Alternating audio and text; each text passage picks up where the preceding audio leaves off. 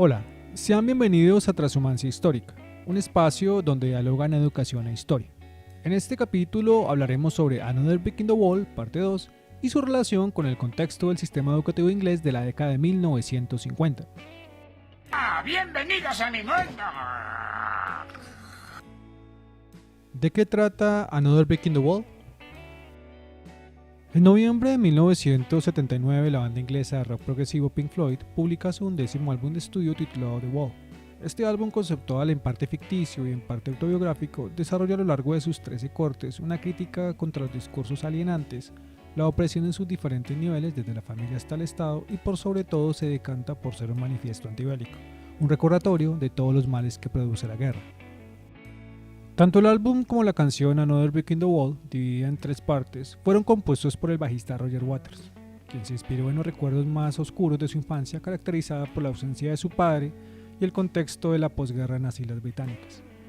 Desde su lanzamiento, The Wall se convirtió en un éxito en ventas, éxito que se consagraría con la película homónima de 1982 dirigida por Alan Parker, que con el paso del tiempo se convirtió en un icono de la cultura popular de entonces y en uno de los discursos visuales más críticos sobre la educación y el autoritarismo. Sin temor a equivocarse, se puede decir que durante mucho tiempo el sencillo Another Brick in the Wall se convirtió de manera involuntaria en el mantra revolucionario de muchos contra el establecimiento educativo en general.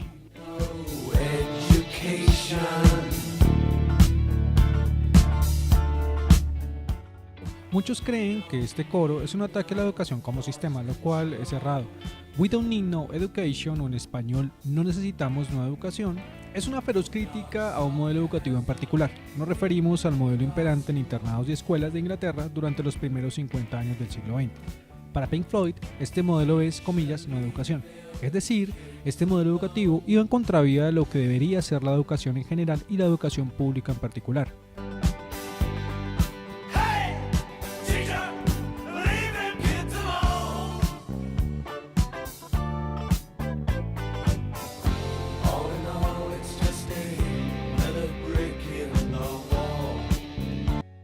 ¿Cómo era el contexto de la sociedad inglesa de posguerra?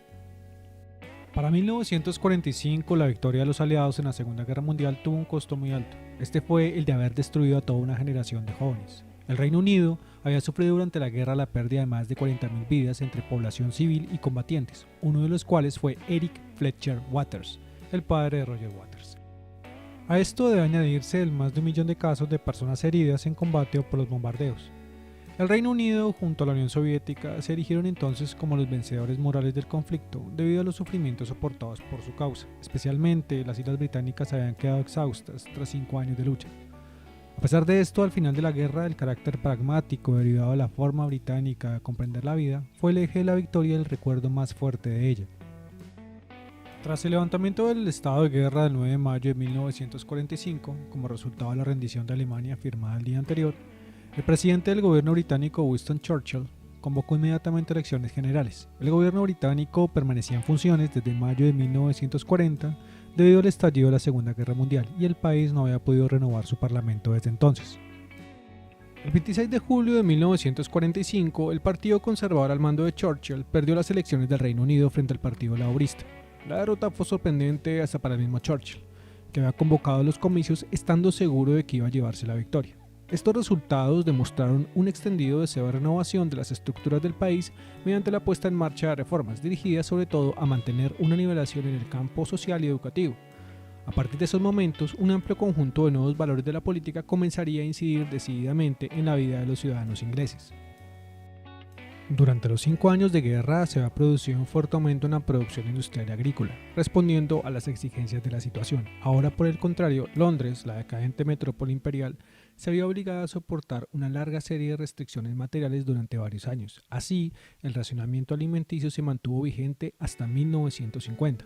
Debido a ello, junto al descenso general de la productividad, las exportaciones industriales quedaron reducidas a una cifra que no superaba niveles del 2% frente a las existentes antes de la guerra.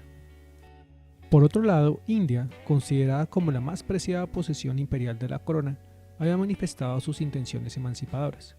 Las ideas de resistencia pasiva planteadas por Gandhi se veían crecientemente sustituidas por la aplicación de violencia directa en contra de la dominación colonial. El gobierno de Londres, acorde con las promesas emitidas durante el conflicto, dio los pasos necesarios para la formación de una asamblea constituyente y en 1947 la Unión India, de la que se había separado de su parte musulmana, inició su incursión en el ámbito de la independencia. El fin de la Segunda Guerra Mundial también fue el marco para el escenario de una nueva guerra, la denominada Guerra Fría. Ese conflicto entre los bloques capitalista y comunista que se alargó hasta la caída del muro de Berlín en 1991. El dilema que Pink Floyd plantea en The Wall es si todo ese sacrificio hecho 30 años antes había valido la pena, porque si bien es cierto, aunque el nazismo fue vencido, la guerra, la exclusión, la opresión y el autoritarismo seguían existiendo de manera activa en formas más sofisticadas y en espacios como la educación y la política, y en algunos casos legitimadas por quienes esgrimían a viva voz la importancia de los valores democráticos. ¿Cómo era el modelo educativo de posguerra en el que estuvo Roger Waters? La mayoría de los sistemas educativos de masas se crearon hace relativamente poco, en los siglos XVIII y XIX, y se diseñaron para responder a los intereses económicos de aquellos tiempos, marcados por la revolución industrial en Europa y Norteamérica. Ken Robinson. Poco después de la Segunda Guerra Mundial, las escuelas inglesas pretendían generalmente preparar alumnos para un tipo particular de ocupación o carrera. La educación elemental británica tenía la misión de proporcionar una educación básica para los hijos de los trabajadores, que desempeñarían más tarde ocupaciones manuales. La educación secundaria, a la vez que atraía un número creciente de hijos de clases trabajadoras a través de un sistema de libre acceso, estaba pensada principalmente para los hijos de las clases medias.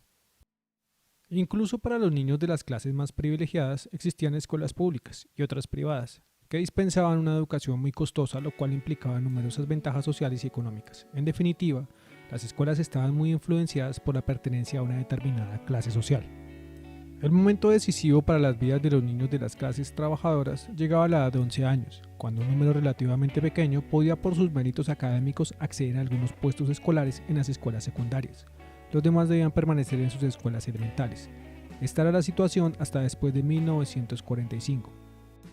No obstante, existió una presión continua para una reforma de la educación y de la profesión docente por parte de los sindicatos del magisterio como del movimiento laborista inglés, que durante mucho tiempo habían considerado la educación como un medio para elevar el estatuto de la clase trabajadora.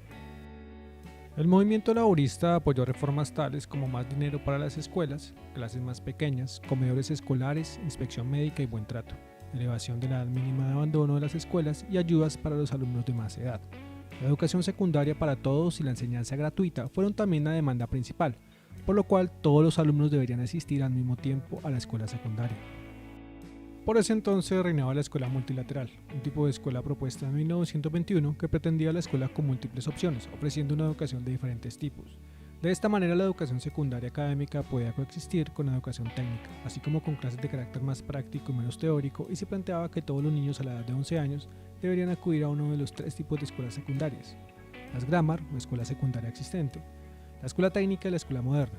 Esta estructura tripartita convenció a los administradores de la educación porque representaba un desarrollo del sistema vigente: escuelas secundarias para una minoría, escuelas técnicas para una minoría más pequeña aún, y las escuelas elementales modernas para la gran mayoría de los niños de 11 años de edad.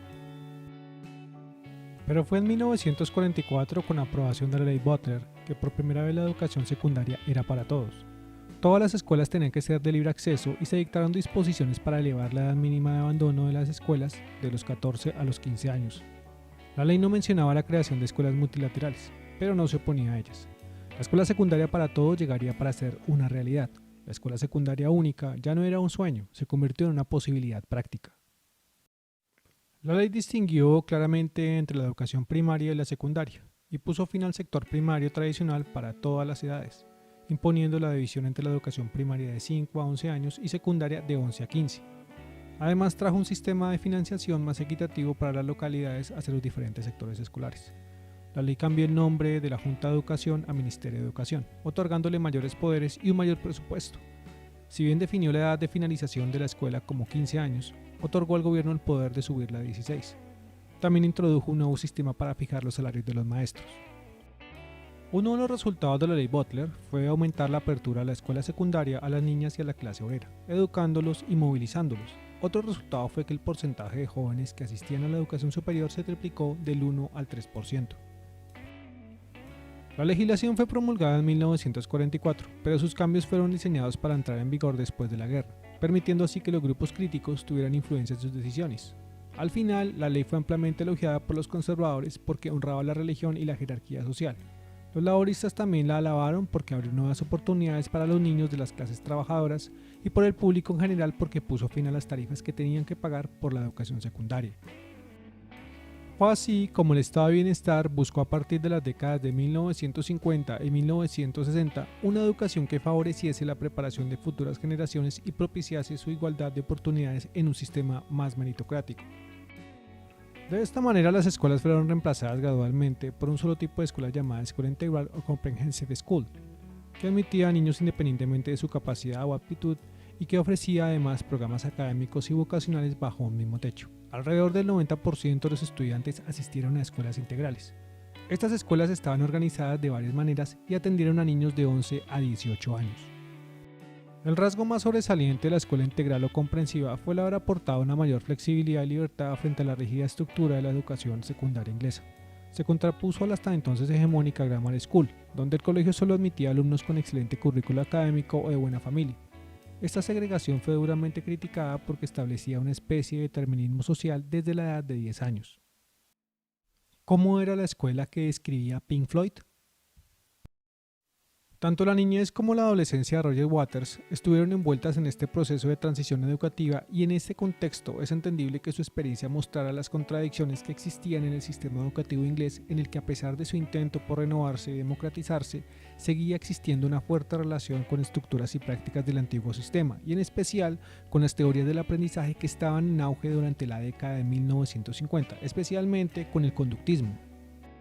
El modelo conductista en educación considera que la función de la escuela es la de transmitir saberes aceptados socialmente. Según este modelo, el aprendizaje es el resultado de los cambios más o menos permanentes de conducta o en consecuencia el aprendizaje es modificado por las condiciones del medio.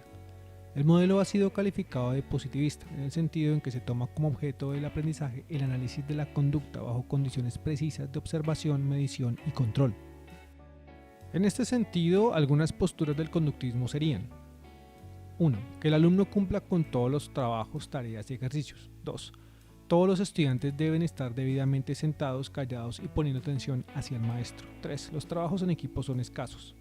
4. Las actividades autónomas prácticamente no existen. 5. El maestro permanece al frente y difícilmente monitorea a sus alumnos de cerca. 6. El profesor pone las reglas, es el sujeto del proceso. 7. El alumno es un sujeto pasivo, que únicamente recibe la información y repite las actividades hasta que las memoriza, sin realizar ningún tipo de pensamiento creativo ni de conexiones con sus otros aprendizajes previos. 8. Todos los alumnos hacen lo mismo al mismo tiempo. Además de esto, el tamaño de las clases en la década de 1950 y principios de la de 1960 era grande, a menudo más de 30 niños por clase, ya que estos eran los baby boomers, los niños nacidos después de la Segunda Guerra Mundial. No había asistentes de clase, solo el maestro de clase, por lo que la disciplina era estricta. Era bastante común que a un niño disruptivo, entre comillas, se le golpeara en los nudillos, en las nalgas o en la palma de la mano con una regla. Si además de esto sumamos el panorama político de la Inglaterra de mitad de siglo dominado por un autoritarismo de carácter ultraconservador de los valores que representan el estilo de vida británico en cabeza del partido Tory o conservador, que tuvo el poder durante toda esa década, podemos entender de una manera más clara que tanto la película The Wall como el video de Another Brick in the Wall, hay una relación cercana, casi directa, con lo que sucedía en Inglaterra dentro y fuera de las aulas durante la década de 1950. No me digan nada. Yo sé perfectamente que esta escena se hizo larga, pero no me importa. Conclusión. El modelo educativo sobre el que tanto la película The Wall como la canción Another Brick in the Wall adoptan una posición crítica puede ser denominado como conductista autoritario, que fue el que predominó en Occidente durante buena parte del siglo XX. Los personajes que aparecen en el videoclip como en la pantalla de cine encarnan las experiencias vividas por Roger Waters en su etapa escolar, es decir, en la década de 1950 en una Inglaterra dominada por las contradicciones sociales, la exclusión educativa y el conservadurismo político, lo cual era una situación extensiva a otros contextos de la Europa de posguerra. El modelo descrito por Pink Floyd está centrado en el profesor. Él es parte de un adoctrinamiento cruel hacia los alumnos para que no se rebelen y no generen cambios en el sistema educativo, reprimiendo sus puntos de vista y emociones y recibiendo de él una respuesta negativa a cada pregunta. Esto genera una destrucción de la personalidad que desean manifestar en alguna etapa como alumnos. Mientras tanto, el estudiante es solo otro ladrillo en la pared, como reza la letra de la canción.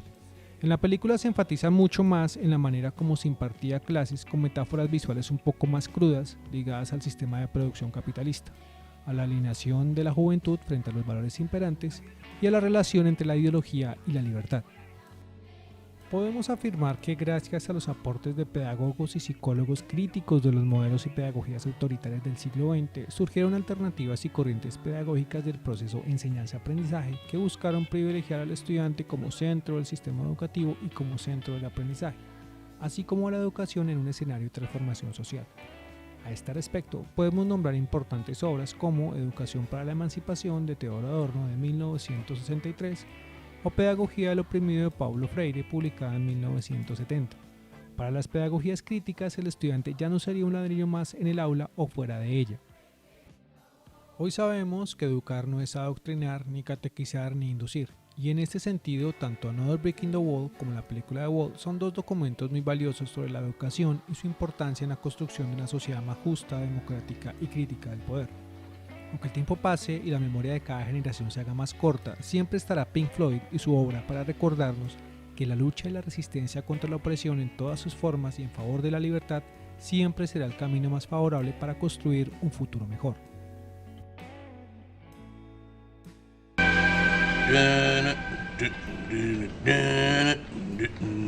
We don't need no education. Yes, you do. You've just used a double negative.